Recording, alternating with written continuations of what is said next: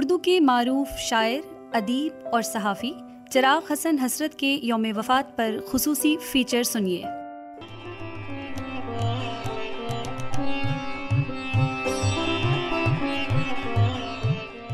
26 جون 1955 کو اردو کی ممتاز شاعر، ادیب اور صحافی مولانا چراغ حسن حسرت لاہور میں انتقال کر گئے۔ یہ خبر علمی، ادبی اور نشریاتی ادارے ریڈیو کے سبھی حلقوں میں بہت دکھ سے سنی گئی۔ چراغ حسن حسرت اردو کے ممتاز مطالبات نگار، شاعر، ادیب اور صحافی تھے۔ وہ 1904 میں بارہمولہ ضلع پونچھ، کشمیر میں پیدا ہوئے۔ حصول تعلیم کے بعد انہوں نے کلکتہ میں اخبار نویسی کا کام شروع کیا اور اخبار نئی دنیا کے ذریعے ایک مزاح نگار کی حیثیت سے مشہور ہوئے۔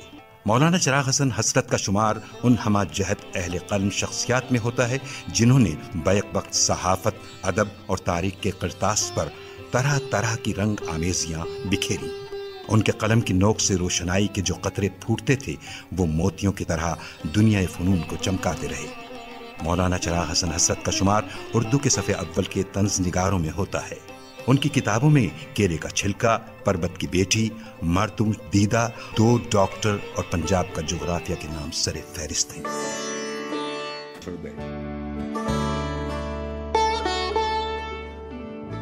مولانا چراغ حسن حسرت کی ادبی زندگی 1926 سے شروع ہوتی ہے، جب وہ کلکتہ میں الہلال کے نئے دور میں مولانا آزاد کے ساتھ بطور سب ایڈیٹر شامل ہوئے، اور ان کی ادبی علمی زندگی 1955 میں ان کی موت کے ساتھ ختم ہو جاتی ہے۔ وہ روزنامے امروز کے ایڈیٹر رہنے کے بعد نوائے وقت سے وابستہ ہو گئے۔ اس تمام عرصے میں انہوں نے کتابیں بھی لکھی اور رسائل بھی نکالے، روزناموں میں کام بھی کیا اور شعر و شاعری سے بھی شغف جاری رکھا۔ گو چراغ حسن حسرت عام طور پر مزاحیہ کالم لکھنے کے لیے مشہور تھے، لیکن ان کو صرف کالم نگار سمجھ لینا مناسب نہیں۔ انہوں نے 4 جلدوں میں اسلامی تاریخ لکھی جو عام فہم تاریخوں کے زمرے میں اولین شمار کی جانی چاہیے۔ کرنل لارنس پر ناول تحریر کیا۔ فوجی زندگی کے مزاحیہ پہلو پر طوطا رام کی کہانی کے عنوان سے فوجی اخبار میں کالم لکھے جو کتابی شکل میں بھی شائع ہوئے۔ ہفت روزہ اخبار شیراز 1930 سے 1935 تک نکالتے رہے، جو معنویت اور خوش ذوقی کا ایک منفرد اظہار لیے ہوئے تھا۔ کشمیر پر کتاب لکھی، جدید جغرافیہ پنجاب کے نام سے عصری سیاست اور سیاسی پارٹیوں پر طنز کیا۔ ہندو مائتھولوجی پر پربت کی بیٹی کے نام سے کتاب لکھی۔ ان کی زندگی میں ان کے مزاحیہ مضامین کا ایک مجموعہ مطالبات شائع ہوا اور موت کے بعد دوسرا مجموعہ مضامین حسرت کے نام سے شائع ہوا۔ موت کے بعد ان کے مزاحیہ کالموں کا مجموعہ حرف و حکایت کے نام سے جناب ضمیر جعفری صاحب نے مدون کیا۔ حسرت نے اردو میں ایک نیا اسلوب بیان ایجاد کیا جس میں کلاسیکی ثقافت اور جدید سلاست دونوں کا ایک شیریں امتزاج تھا۔ ان کے خاص دوستوں میں احمد شاہ بخاری پطرس، مجید ملک، مولانا صلاح الدین احمد، صوفی تبسم، تاثیر، عابد، فیض اور امتیاز تاج جیسے مقبول اور مشہور صاحبان فن شامل رہے۔ مولانا حسرت کے فرزند ظہیر الحسن جاوید والد کی یادوں کو سمیٹتے ہوئے لکھتے ہیں کہ زندگی کے آخری ایام میں حسرت نے مجھے ایک قطعہ لکھوایا تھا۔ یہ ان کے آخری اشعار تھے۔ سعادت حسن منٹو لکھتے ہیں، امروز میں اب حسرت صاحب نہیں ہے۔ اس کا ناک نقشہ وہی ہے جو انہوں نے ہاتھ سے بنایا تھا، مگر افسوس ہے کہ اس کو یہ حسرت ہے کہ اس میں حسرت نہیں ہے۔ حرف و حکایت کا کالم جو ان کی واحد ملکیت تھا، اب اس پر ایک صاحب کی جن کا قلمی نام پنچ دریا ہے اجارہ داری ہے۔ ایمان کی بات ہے کہ جو سند باز جہازی لکھ سکتا ہے، جو سلیقہ اور قرینہ اسے نصیب ہے، وہ پنچ دریا کے فلک کو بھی نصیب نہیں ہے۔ منٹو آگے چل کر لکھتے ہیں، دیوان سنگھ مفتون کا یہ کہنا ہے کہ اگر میں کسی کے خلاف کچھ لکھوں اور وہ اسے پڑھ کر رات کو آرام و اطمینان سے سو جائے تو اس کا یہ مطلب ہے کہ مجھے بڑی شکست ہوئی ہے۔ حسرت صاحب کو میرے معاملے میں کبھی شکست نہیں ہوئی، اس لیے کہ ان کی تحریروں نے جو مجھ سے متعلق ہیں ہمیشہ مجھ پر راتوں کی نیند حرام کی ہے۔ خدا انہیں زندہ رکھے تاکہ میں غالب کے اس مصرے کا مطلب اچھی طرح سمجھ سکوں کہ نیند کیوں رات بھر نہیں آتی۔ محبت کس قدر یا سافری معلوم ہوتی ہے محبت کس قدر یا سافری معلوم ہوتی ہے تیرے ہونٹوں کی ہر جنبش، تیرے ہونٹوں کی ہر جنبش نہیں معلوم ہوتی ہے محبت کس قدر یا سافری معلوم ہوتی ہے۔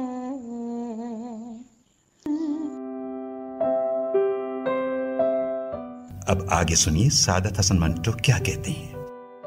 ایک صبح اخباروں میں دیکھا کہ حسرت صاحب کے صحت یاب ہونے کی خوشی میں اردو ادب کے اور مولانا کے دوست YMCA میں جلسہ کر رہے تھے۔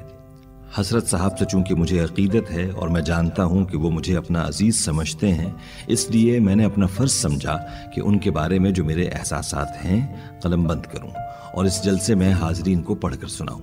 مصیبت یہ تھی کہ مجھے اسی دن لاہور ریڈیو اسٹیشن سے 7 بجے اپنا تازہ افسانہ براڈ کاسٹ کرنا تھا اور حسرت صاحب کی صحت یابی سے متعلق جلسہ 6:30 بجے شروع ہونا تھا۔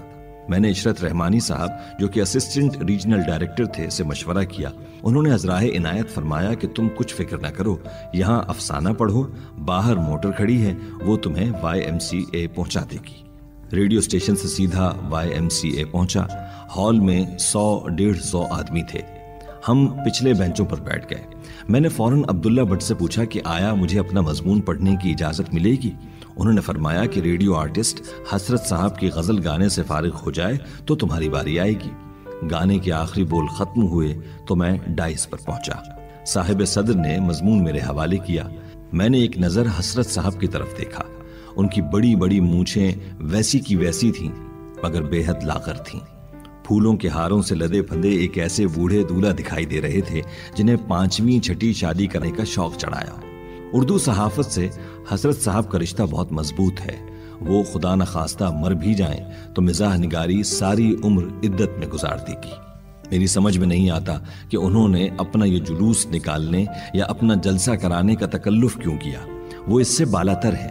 میں تو خیر افسانہ نگار ہوں، بہت سے جیتے جاگتے چلتے پھرتے کرداروں کو فرضی نام دے کر ان کی کہانیاں لکھتا رہتا ہوں، لیکن حسرت صاحب کو جو ہر روز کالم نویسی کرنا پڑتی ہے، ان کو اس میں تمام سیاسی اور تجارتی شخصیتوں کے اصل نام لکھنے پڑتے ہیں، اس لیے کہ اس کے بغیر کوئی اور چارہ ہی نہیں۔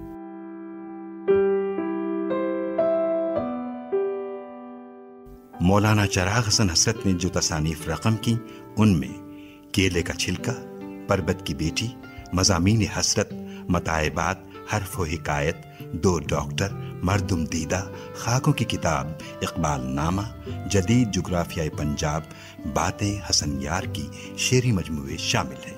مولانا حسرت کے ذہنی ذخیرے میں لطائف اور اشعار کے علاوہ تلمیحات کی بھی کمی نہ تھی۔ وہ تاریخی تلمیحات کی مدد سے بھی مزاح پیدا کرنے پر قادر تھے۔ پرنس علی خان کی شادی کے موقع پر جنوبی فرانس میں جو دعوت ہوئی تھی اس میں عطر کا ایک تالاب بھی بنایا گیا تھا۔ اس پر حسرت نے کہا کہ پرنس علی خان دراصل اپنے انتظامات میں ہر لحاظ سے حسن بن صباح کی جنت کی یاد تازہ کرانا چاہتے ہیں۔ اس موقع پر یہ تلمیح بہت ہی معنی خیز ہے۔ انمل اور بے جوڑ اشیاء میں مناسبت پیدا کرنے کے فن کی ایک صورت رعایت لفظی بھی ہے۔ حسرت لفظی رعایات اس کثرت سے لاتے ہیں کہ بعض لوگوں کو اس پر اعتراض ہوا۔ ڈاکٹر تاثر مرحوم نے ایک مضمون میں حسرت و سالک کے مزاح کا تجزیہ کرتے ہوئے سالک کو اس وجہ سے برتر قرار دیا کہ وہ لفظی رعایت کی بجائے نفس مضمون سے مزاح پیدا کرتے ہیں، لیکن حسرت محض الفاظ سے کھیلتے رہتے ہیں۔ حقیقت یہ ہے کہ رعایت لفظی تلاش کرنے پھر انہیں سلیقے سے برتنے کے لیے زبان پر بڑی قدرت کی ضرورت ہوتی ہے۔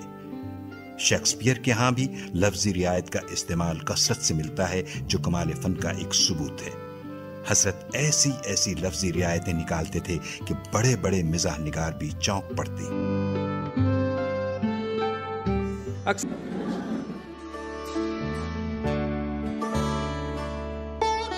اردو کے مزاح نگاروں میں مولانا حسرت کا ایک اور امتیازی وصف یہ ہے کہ انہوں نے اپنے قارئین کو کبھی مایوس نہیں کیا۔ مزاح نگاری یوں بھی ایک مشکل فن ہے۔ پھر روزانہ کالم نویسی کی آزمائش اور محنت طلبی سے تو شاید ہی کوئی انکار کر سکے، لیکن مولانا اپنے وسیع علمی پس منظر اور بذلہ سنجی و نقطہ آفرینی کی فطری صلاحیتوں کی بدولت ہمیشہ اس آزمائش میں پورے اترے۔ ان کے معرض الموت کے ایام میں لکھے ہوئے کالم بھی اس طرح تازہ و شگفتہ ہیں جیسے ان کے زمانہ صحت کے کالم۔ وہ خشک سے خشک موضوع میں اپنی طبعی ہنرمندی سے جان ڈال دیتے تھے۔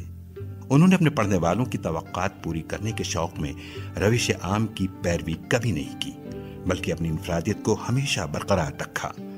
انہوں نے اوائل ہی میں اپنے واسطے جو معیار معین کر لیا تھا، آخر دم تک اس پر قائم رہے۔ لیکن اس کے باوجود یہ کوئی نہیں کہہ سکتا کہ حسرت کا فن زندگی کے عام مسائل سے بیگانہ ہے یا طبقہ اشرافیہ کے لطف طبع کا ذریعہ ہے۔ حسرت کو زندگی سے حد درجے عشق ہے، اور اس کا ثبوت یہ ہے کہ وہ ہمیشہ اپنی تحریر کا مواد معاشرے کے زندہ مگر تلخ حقائق میں تلاش کرتے تھے، اور اپنی شیریں بیانی سے ان حقائق کی تلخی کو ان لوگوں کے لیے بہت حد تک گوارا بنا دیتے تھے جو براہ راست ان حقائق سے دوچار ہوئے ہوں۔ حسرت کا فن ہر دور میں اپنے ماحول کا عکاس رہا۔ ان کے نوشتے اپنے وقت کی تاریخ کے لا ینفق اجزاء ہیں جو مستقبل کے ادبی رسائل اور سیاسی مورخ کے لیے یکساں طور پر گراں قدر ذخیرہ معلومات کا کام دیں گے۔ غم ہجران میں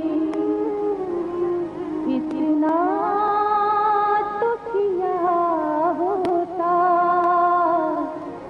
یا رب، غم ہجران میں اتنا تو کیا ہوتا، جو ہاتھ جگر پر ہے وہ